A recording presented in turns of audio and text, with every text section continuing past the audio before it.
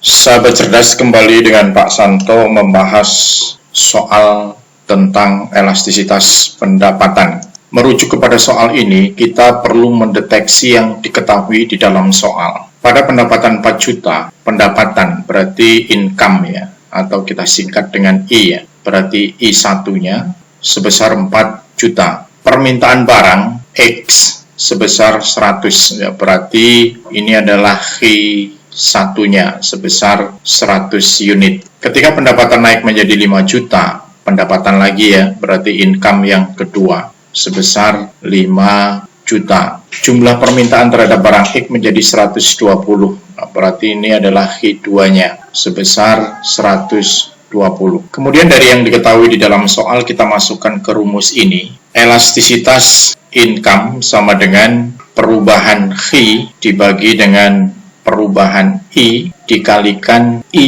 yang pertama dibagi dengan I yang pertama. Kita bisa selesaikan delta I itu diperoleh dari I2 min I1.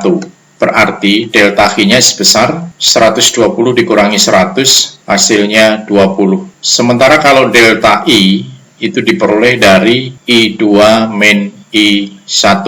Berarti 5 juta dikurangi 4 juta. Hasilnya sebesar 1 juta. Kemudian dikalikan dengan I1, I yang pertama, yaitu sebesar 4 juta. Kemudian dibagi dengan I1, I1-nya sebesar 100. Kita proses selesaikan, tinggal kita coret saja antara pembilang dan penyebut. Ini 1, 1, 1, coret 1, coret 1, coret 1, coret 1. Ya, 2 kali 4, 8. Dibagi dengan 10 kali 1, 10. Hasilnya 8 dibagi 10, 0,8. Nilai sebesar 0,8 ini jika kita masukkan dalam kriteria atau ketentuan di bawah ini, masuk ke dalam golongan di atas 0, di bawah 1. Nah, berarti jenis barang yang dikaitkan dengan soal itu yaitu barang normal. Kemudian Pak Santo akan mereview kembali ketentuan nilai elastisitas income ini dari hasil perhitungan. Jika nilai elastisitas income-nya lebih besar daripada 1, maka masuk ke dalam kategori barang inferior atau barang given. Seperti telah kalian ketahui bahwa barang inferior atau barang given, meskipun sebenarnya antara barang given dan inferior ini berbeda, tetapi ada kesamaan bahwa barang inferior itu adalah kualitasnya rendah sehingga harganya murah. Seperti contohnya adalah ubi kayu sebagai pengganti seseorang ketika tidak bisa beli beras karena faktor pendapatan yang sangat kecil, di mana dia tergolong sebuah keluarga yang sangat miskin atau sangat memprihatinkan, sehingga untuk membeli beras saja tidak mampu, maka dia punya alternatif untuk membeli ubi. Nah, dilihat pengaruh permintaan terhadap barang inferior seperti ubi ini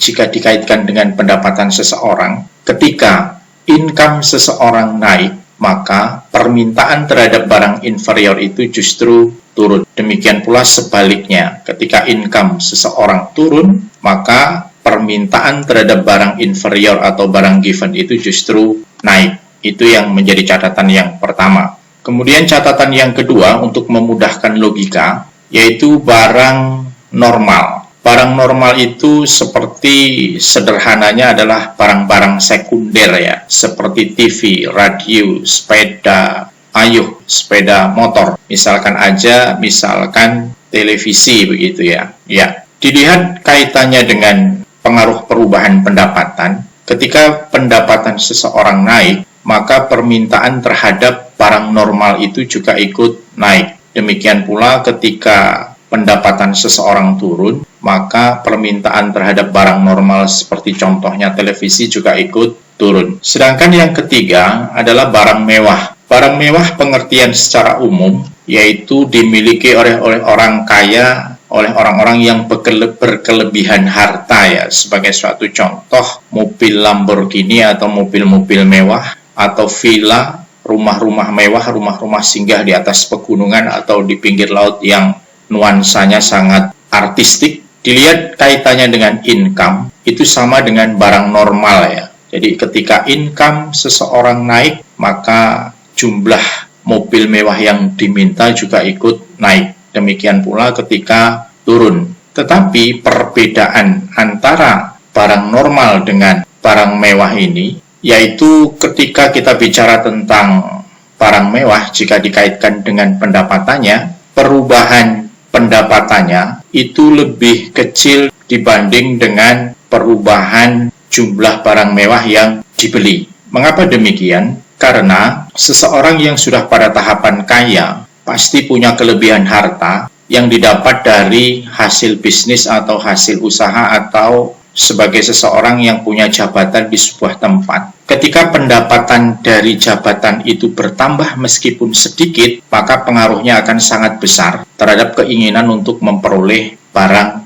mewah, karena dia sudah pada tahapan sebelum naik aja sudah kaya, sudah punya banyak tabungan. Kira-kira demikian logika sederhananya. Kemudian yang terakhir adalah barang esensial. Apa sih sebenarnya pengertian dari barang esensial ya? Barang esensial itu adalah barang yang dibutuhkan setiap saat. Jadi kebutuhannya itu kontinu atau terus-menerus dan bersifat penting ya. Seperti aja makanan pokok ya. Jadi kalau boleh dibilang barang esensial itu identik dengan barang-barang primer, yaitu sandang, pangan, dan papan. Sebagai contoh, beras ya. Seseorang membutuhkan beras tentu dengan keterbatasan ukuran perut masing-masing ya. Ya, biasanya kalau habis satu piring ya selamanya kelihatannya juga satu piring, yang bertambahnya itu juga nggak terlalu dalam jumlah yang luar biasa. Kira-kira demikian. Satu ciri dari barang esensial. Jika dikaitkan dengan pendapatan, barang esensial itu nggak peduli income seseorang naik, nggak peduli income seseorang turun, kebutuhan terhadap barang esensial seperti beras, rumah, itu tetap ya, tidak bertambah atau berkurang. Kira-kira demikian untuk cara menganalisa sebuah soal yang berkaitan dengan